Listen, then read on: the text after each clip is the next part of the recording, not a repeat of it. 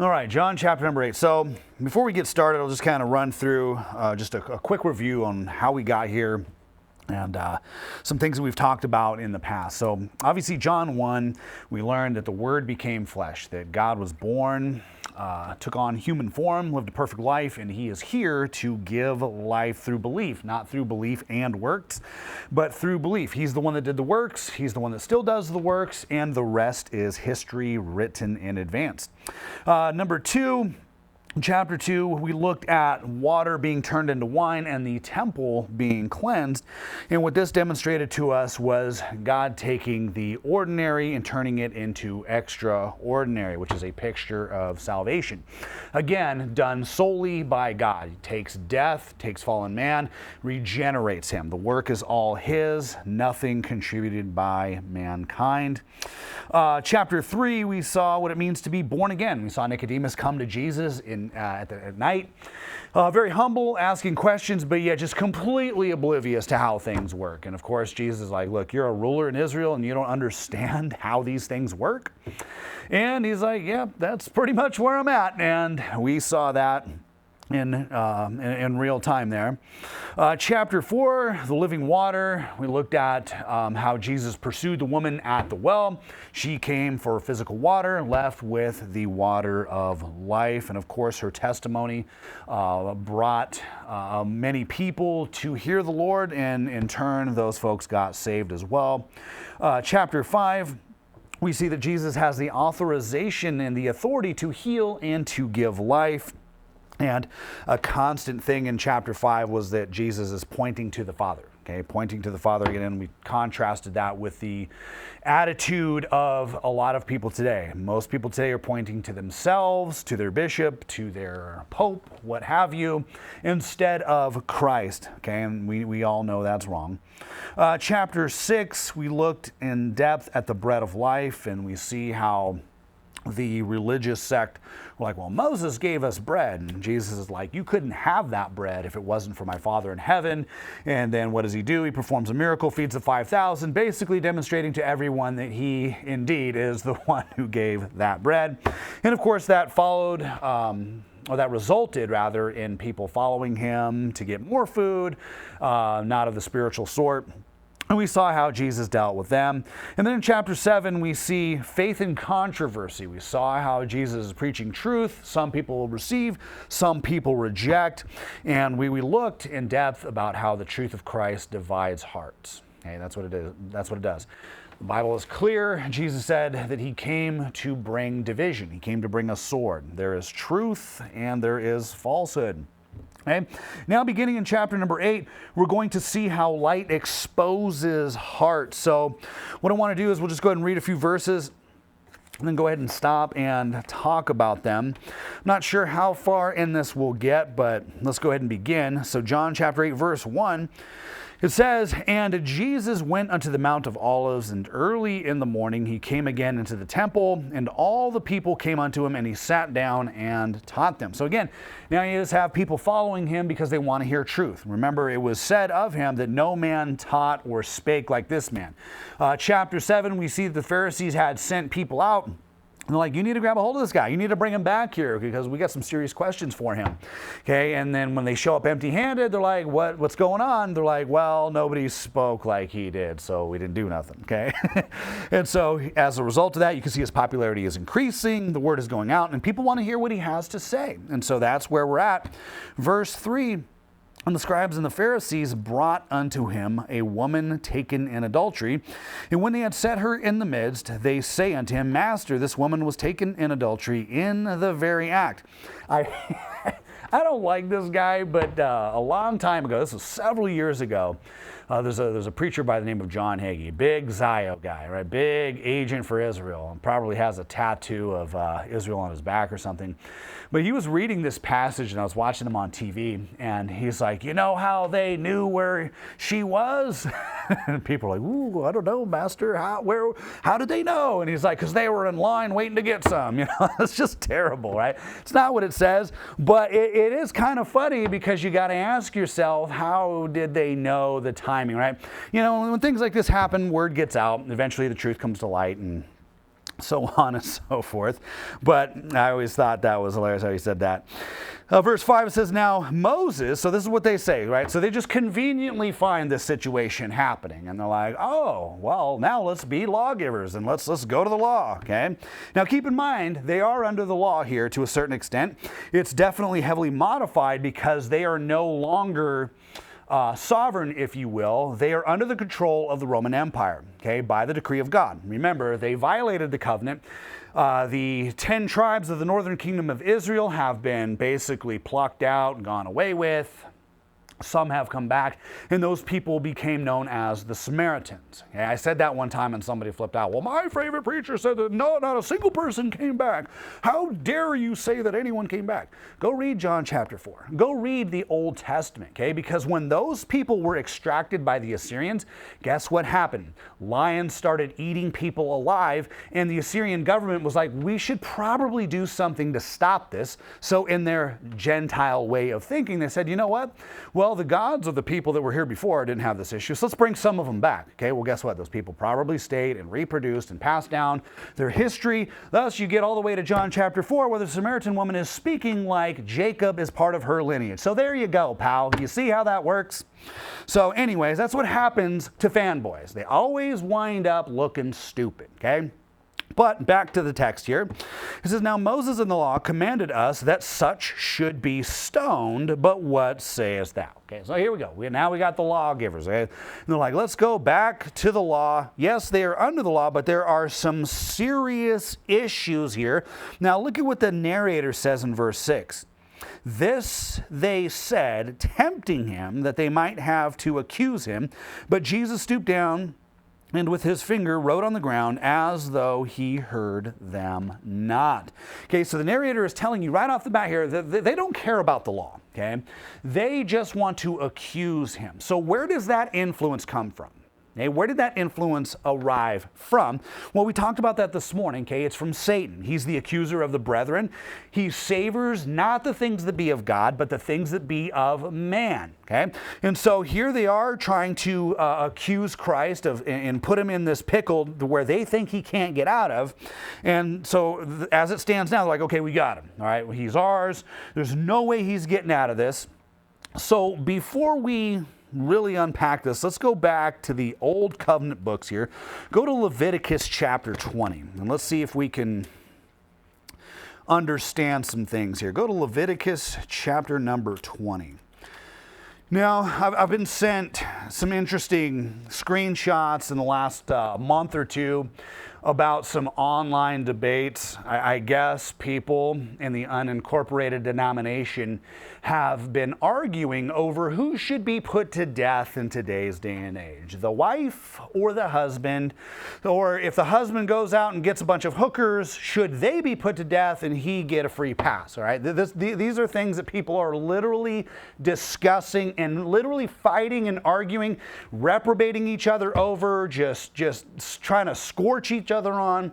And, I'm always just reminded of what Paul said. Okay, to avoid these types of arguments because they're foolish, one, and number two, we're not under the law. Okay, technically, they can't put anyone to death at this time that they're bringing this issue to Christ because the Roman government will not allow it. Okay, and that is a fact.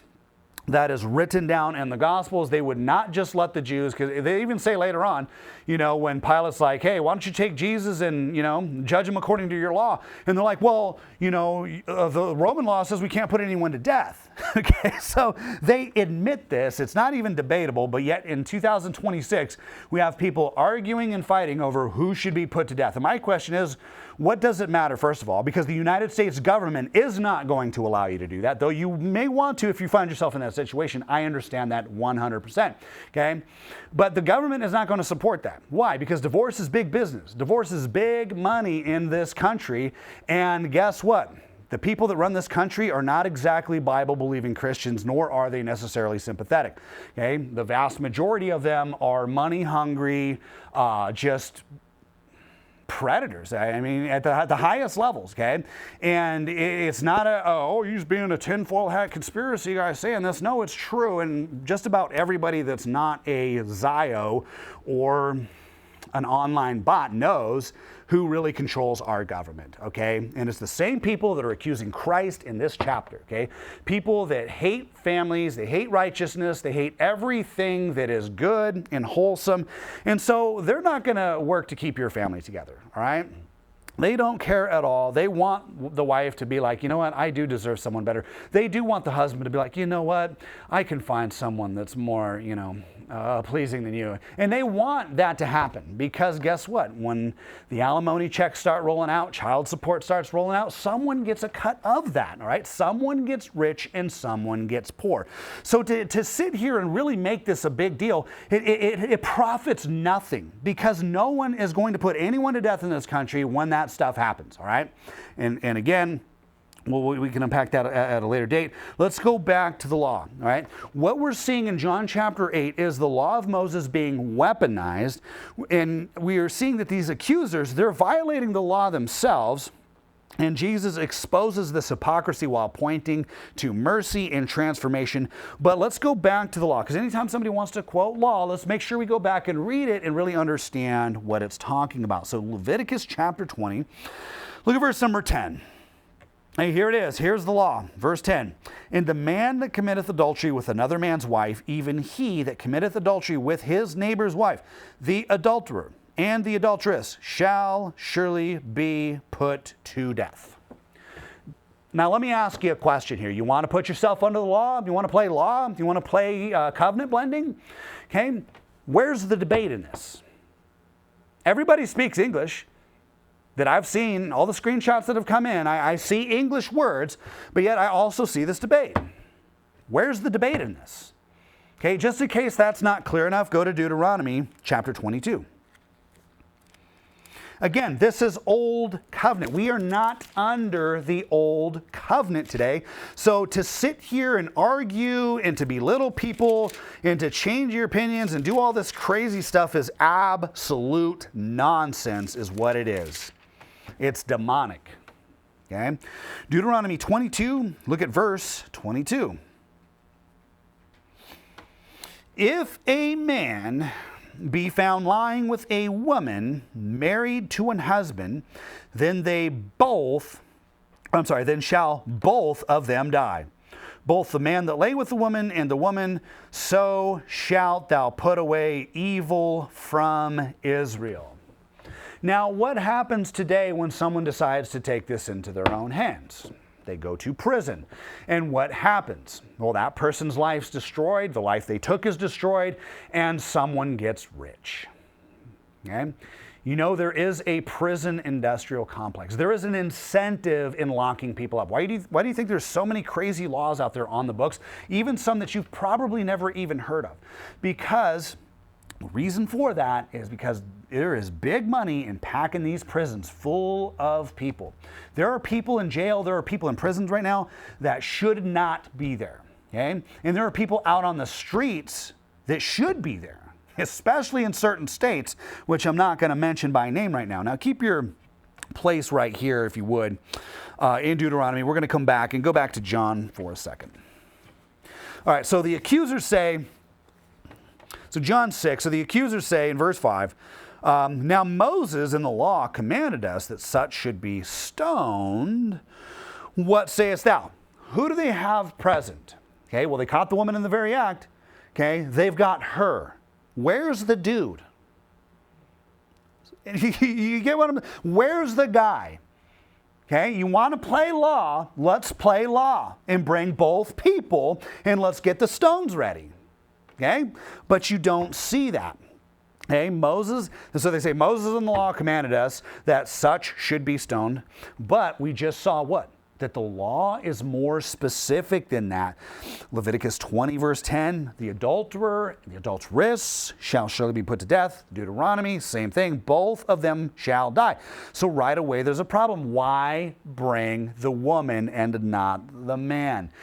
I'll tell you why. Because a lot of these people arguing this stuff have not been born again. Okay, I'm just going to come right out and say it. They don't have the Holy Ghost, so they're arguing, they're exegeting without the Spirit. They're preaching these things out of a carnal mind.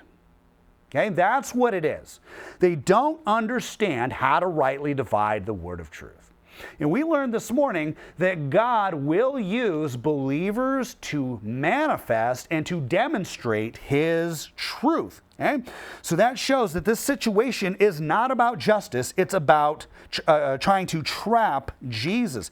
So verse 6 tells us that explicitly they said, tempting him that they might have to accuse him, right? Isn't that what it says there? This they said, tempting him that they might have to accuse him. So these people are so arrogant and so pompous, they feel that they can get away with omitting part of the law and showing up with their bias. Okay? So again, they are pretending to defend the law, all the while yet violating the law. And it's what you see when you roll across these discussions online as well. Now let's go back to Deuteronomy, but this time I want you to go to chapter 17. Deuteronomy 17, and we'll just take a look at the passage that says that the law required qualified witnesses. Okay? And this is another part of the law that's often ignored. Okay? But here's the witness requirement, just in case you're wondering. Deuteronomy 17, let's look at verse 6. So it says, at the mouth of 2 witnesses or 3 witnesses shall he that is worthy of death be put to death. But at the mouth of 1 witness he shall not be put to death. Verse 7, the hands of the witness shall be first upon him to put him to death, and afterward the hands of all the people. So thou shalt put evil away from among you. Now, what is this in its entirety? This is not prescribing a new covenant church attendee to do this. This was prescribing something to a nation that no longer exists, under a theocracy that no longer exists. This was a prescription to people under the old covenant in old world Israel, when God was directly in charge of the nation, dwelling among the people in the tabernacle and eventually in the temple. Okay? So again, because I even hear people reading from Deuteronomy, and it's just like they'll read something like this and be like, yes, this is what you should do. Okay? It doesn't matter what we should do, because you ain't going to do nothing. At the end of the day, you will do nothing. That's a fact. Okay, so sitting here and arguing and fighting, oh, the dude should die, the woman should die. Okay, it's like, what's the point? Okay, and Jesus is going to get to that here in a moment. Okay, so let's go back to John chapter number 8 and see what happens, right? So what do we got? We got 2 or 3 witnesses were required, and the witnesses had to throw the first stones. Okay, so just in case you're wondering why we're about to read what we're about to read, you know that that's law. So Jesus is like, okay, hey, you want to play law? Let's do it. Verse 7, so when they continued asking him, right? So this wasn't just a one-sentence ordeal here. Okay, they're like, come on, what are you going to do? Come on, you need to do something. What do you say, Jesus? Don't you say she should be put to death? Okay? So when they continued asking him, he lifted up himself and said unto them, he that is without sin among you, let him first cast a stone at her. Okay? Now, what wisdom is that, right? Well, first of all, obviously he's God. He's the one that gave them these laws. He's like, you're going to come to me, the one who gave you your nation, the one who gave you everything, and try to debate me on the law. You're going to try to trap me in law? I don't think so, okay? So he puts it back in their court and says, hey, okay, which one of you is without sin? Now, maybe that's why Mr. Hagee actually said what he said. Because we know that no one's without sin, okay? And maybe they had partaken. We don't know. It doesn't say. Okay, can't go there. But to say the least, they have some sin. And so he's like, hey, if anybody in here is without sin, pick up that stone and start chucking them. Start lobbing them over. Okay, verse 8, and again he stooped down and wrote on the ground. So he's not saying that no one can judge sin here. Okay? He's exposing the fact that the witnesses themselves in some fashion are compromised, and the author leaves out exactly what that is in detail, because it's not that important for us to learn the general points here. Okay? So if they were genuine witnesses to this crime, they would have to step forward publicly and initiate the execution. Okay? So again, Hagee's may not be too far off. Okay? I do believe that Jesus is alluding to how these people are, because we know how these people are today, right? The Pharisees today, they got everything put together. They got the perfect garments. They got the perfect life. They got the perfect social media, and everything seems to be going well. Look at our donations. We're winning. We're on, God's on our side. We're not on his side, but he's on our side. That whole crowd. I'm super duper separated, right? Look at me. Look at how I dress. I'm all about the standards, didn't you know? Can't you tell? Those people always go down 100% of the time. They have some of the biggest skeletons in the closet. You need to understand this, because the same is true out in the heathen world. I've seen it from time and time and time again in the workforce. I saw it in the military. I saw it working for the government, and I still to this day see it. People that got the perfect life on social media. Okay, you catch them, when they think no one's looking, and guess what? You better watch out. You better watch out, man, because I'm telling you, they're hiding something. It's always a wall that they build in paint. It's a magician's trick. Look at this over here so you don't see what I'm really doing over here. Right? Doesn't the government do that to you? Don't they do that to us? Well, guess what? Your preachers in today's country are doing, in the world really, are doing the same exact things. They've been doing it for centuries, okay? And so I think that's the big picture here that we often miss. He ain't saying, just do what you want. Let's take the Anton LaVey approach. Let's take the Church of Satan's approach and do as thou wilt. That's not what he's saying here whatsoever. But he is exposing the fact that these witnesses specifically are compromised. Hey, we don't know exactly with what, but it's pretty major, because they have disqualified themselves from being able to pick up those stones. Okay, and you're going to see that here in a second. So instead, what happens? Well, it looks like they bounce. So look at verse 7 again. So when they continued asking him, he lifted up himself and said unto them, he that is without sin among you, let him cast the first stone at her. Deuteronomy 22:22 authorizes it. 100% authorization. If you're really a witness, do it. Okay?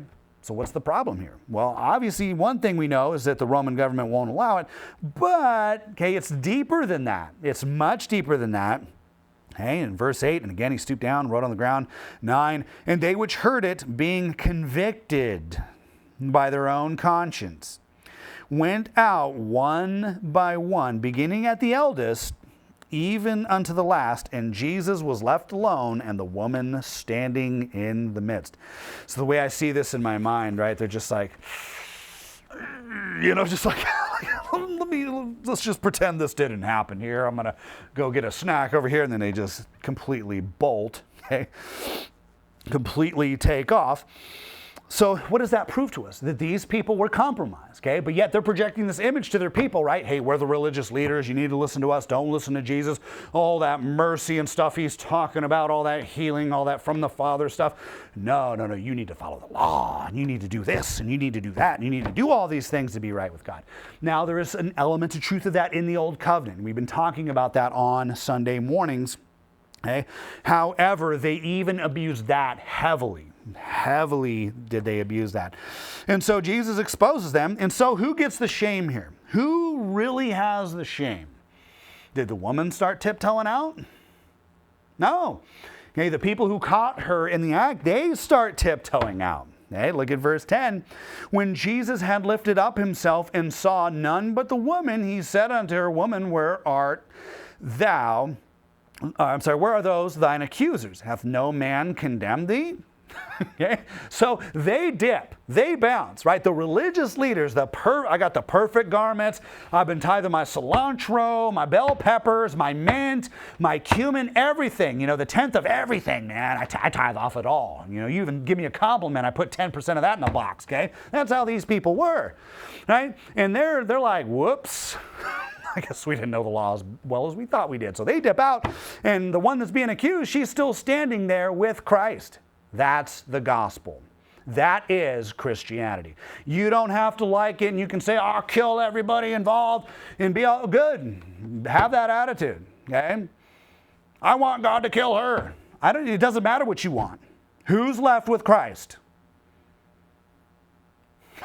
Not the super duper separated Pharisees, okay? The one who was being accused. Verse 11, she said, "No man, Lord." And Jesus said unto her, "Neither do I condemn thee. Go and sin no more." Now here's where your pietist and your legalist comes in with their giant syringe, and they go, "Ooh." You see that after that, "no more"? That means that she lost her fellowship with God. And they start misquoting 1 John, which I'm going to do a video about this week, okay? So I'm not going to go off on that here, but that's what they'll do. See, if she does it again, she would have lost her salvation. She would have lost her standing with God. Well, I bet you she won't do it again. You know why? Because she was eyewitness to probably the greatest act of mercy that she's ever seen in her life. Okay? And the law, what did it do? It condemned those people. Okay? So she's like, "Neither do I condemn thee." What's the vibe on most Sundays in a lot of churches? It's condemnation. Okay? It's condemnation. You're not enough. You're not good enough. You're not doing enough. You need to get better. You need more improvement. That's the vibe in most churches. I know, because I used to be like that. Okay? But what does Jesus say? Well, neither do I condemn thee. He's not like, "Hey, I hope you go back and..." No. I mean, what's he going to tell her? Go and sin some more? Of course not. He's God. He's not going to do that. So he doesn't say that the law was wrong. But he doesn't also say that what she did is acceptable. So after the accusers leave, he tells the woman, "Go and sin no more." So Christ does two things at once. Number one, he exposes the hypocrisy of the accusers. Number two, he extends mercy to the guilty. Okay? Now, real quickly, go back to John chapter 1. And so you're starting to see even the new covenant kind of start to blend, to pop out here, even during these times. Okay, look at verse 16. It says, John chapter 1, verse 16, "And of his fullness have all we received in grace for grace, for the law was given by Moses. But grace and truth came by Jesus Christ." All right? So again, that's an allusion there to the division, the most basic division in the Bible, Old Covenant and New Covenant. Okay? Jesus does not abolish truth, but what he does is he reveals the law's deeper purpose here, right? So the real issue in this story isn't civil punishment. You can go back and we'll go ahead and get ready to finish up here, back to John 8. And it's basically, he's telling us, these leaders aren't trying to establish any form of justice whatsoever, okay, witness requirements, and they basically use this situation to try and trap Jesus. Christ doesn't reject the law. He exposes their very own hypocrisy. He exposes the fact that they're compromised and they cannot meet the requirements of the witnesses listed in Deuteronomy 22:22. And they had no choice but to walk out of the room. But where's the accused? Right next to Christ, okay, with no condemnation. So the religious, super duper separated, sold out standard, gold, I got the gold standard, right? Those people left. Those people had to go away from Christ because they're not honest. Right? But the one who had the problem gets what? No condemnation. And by the way, this isn't the first time Jesus does this. Tells her to go back to her husband, and it's like, you hear this all the time in, with these influencers, and I get these messages quite frequently, man, because there's just a lot of problems. Don't think just because you go to church that people don't have these issues, because they do, all right? And people are like, well, this can never work out, and she's going to do it again and never stop. It's contagious. You don't know that. You don't know that. Okay? Not everyone is like that. Okay? People do make mistakes. It is what it is. All right? So, again, he exposes their hypocrisy and shows that the law was never meant to be a weapon for self-righteous people, but that's what you see today. Okay? So we've got religious manipulation versus righteous judgment, public shame versus personal transformation, and you see weaponized law versus redemptive truth. Let's see here. So let's go back to what he says here, or what the Bible says in verse 8. It says, "And again he stooped down and wrote on the ground." I just wanted to kind of briefly talk about this because we don't know exactly what he wrote. There's a lot of good theories out there. Some people are saying he was writing down a list of their sins, which I could see why people believe that. Okay? We can't be dogmatic because it doesn't tell us. John intentionally omits it, which if you think about it, this is actually kind of helpful for us because it causes us to focus on their reaction, which is conviction, conscience, and the fact that they left. And the focus is on Christ's authority to distribute what? Mercy. Okay, to withhold condemnation, not on specific details of law. So while we don't know exactly what Jesus wrote, the Bible wants us to notice who was convicted, who the accusers were, and who received the grace, who got the mercy, who got the benefit in this situation, right? I think that is what the author really intends on us knowing. So real quickly, that's kind of where we're going to stop, but I do want to just read a couple of verses to give you some thought for next week. So look at verse 12, if you would. He says, or the Bible says, Then spake Jesus again unto them, saying, I am the light of the world. He that followeth me shall not walk in darkness, but shall have the light of life. All right? So again, remember, while this has happened, okay, Jesus was teaching. So if you go back to verse 2, early in the morning, he came again to the temple, and he starts teaching. And of course, these religious leaders barge in, and they're like, hey, let's stop the message here for a minute. We got something really important we want you to deal with here. Okay? So he goes back to teaching. He's not going to let that distract him. He's going to continue to distribute truth. Some very basic things right there. But it says in verse 12, Then spake Jesus again unto them, saying, I am the light of the world. He that followeth me shall not walk in darkness, but shall have the light of life. So we're going to unpack that next week. And let me know what you think, because I've heard this a ton in my life. I just heard it this afternoon, where someone's like, see, if someone's really saved, they're going to have this ongoing repentance, and they're going to constantly be in a state of repentance, and if they're not, they miss a day, they're not right with God, and so on and so forth. And if you're really saved, man, you're not going to walk in darkness, okay? We need to understand exactly what this darkness is, and we need to understand what it really means to follow him and what he's talking about here, because this passage really gets plucked out and twisted all kinds of different ways. Verse 13, it says, The Pharisees therefore said unto him, Thou bearest record of thyself, thy record is not true. So again, look, these people, again, the truth right over the head. It's just not accepting whatsoever. Verse 14, Jesus answered and said unto them, Though I bear record of myself, yet my record is true, for I know whence I came and whither I go, but ye cannot tell whence I come and whither I go. And then he says, Ye judge after the flesh, I judge no man. Okay? Just kind of think about that. Obviously, we're going to go a little bit farther than that next week, but what do you think? You know, does that intimidate you there in verse 12? If it does, of course, you already know the deal. We're going to have really good news, because that is a very good thing that he says there, that those are words of comfort, not words of anxiety. And so just remember that, and we'll go ahead and see where we land next week. So I think that is it for this evening. Let's go ahead and bow our heads and close in a word of prayer. All right, again, Lord, thank you for demonstrating this truth for us, Lord, that's comforting. I just pray you'd help use our church to further these things, Lord, and to be a blessing and a comfort to others. And we just thank you again for all that you do for us, Lord. In Jesus' name I pray, amen.